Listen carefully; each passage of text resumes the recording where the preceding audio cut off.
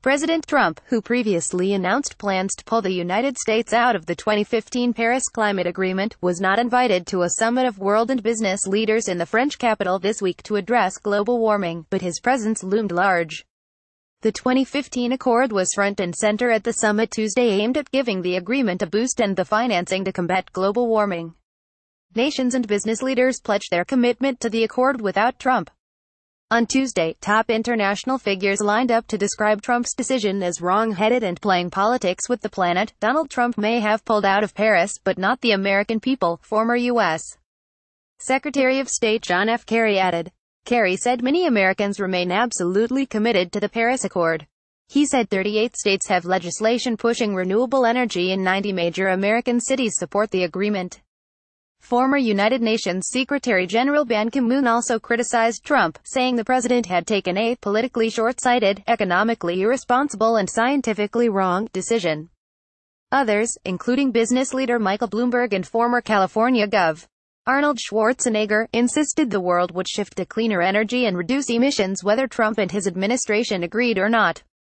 Bloomberg, the former New York City mayor, said environmentalists should be grateful to Trump for providing a rallying cry for action on climate change. He said America's pledge, the private sector coalition that promised to honor goals set at the 2015 conference, now represents half of the U.S.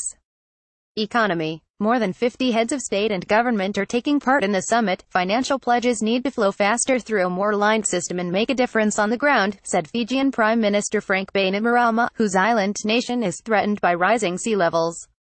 The One Planet Summit was organized 2 years after representatives from nearly 200 countries met in the French capital and pledged to take action to reduce greenhouse gases, reduce dependency on fossil fuels and tackle pollution.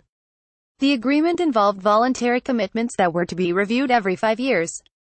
Trump says the deal is bad for the country and jobs and has embarked on a slow withdrawal from now until 2020, when it is set to become the only country not signed onto the accord. The European Commission, representing European Union states, announced $10.56 billion in climate change funding to give the Paris Accord a boost. There was also a flurry of pledges from companies promising to abandon fossil fuels and local governments signing up for more ambitious goals on cutting emissions. The World Bank promised to phase out most of its finance for oil and gas by 2019 and announced it would join forces with the Global Covenant of Mayors to provide $4.5 billion for cities to adapt to the challenges of climate change. Microsoft founder Bill Gates, one of the world's wealthiest people, said his philanthropic foundation would pledge $300 million to help poor farmers in developing countries protect themselves from the devastation expected from climate change over the next 3 years. After Trump announced he was pulling the U.S. out of the Paris Agreement, French President Emmanuel Macron vowed to make our planet great again, in a campaign playing on Trump's election promise to make America great again.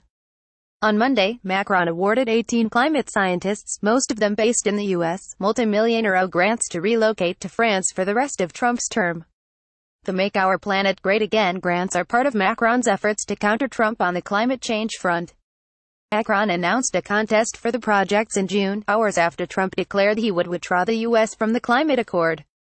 Climate Action Tracker, an independent group of research bodies, said that there had been significant improvement on climate action globally, despite America's rollbacks, but that Trump's withdrawal had led to a significant deterioration in the effects of commitments to the Paris Agreement. It warned that of the 32 countries responsible for about 80% of greenhouse gas emissions, 24 had set insufficient targets, and the majority of them would not achieve even those. Tuesday's summit was hosted by the UN, the World Bank and Macron. "We're in the process of losing the battle," Macron told those gathered. "We're not going quickly enough, and that's the drama. In 50, 60,000, 100 years from now there will be leaders from 10 or 15 countries that will no longer be with us. They will have disappeared along with their populations." Caption Wilshire is a special correspondent.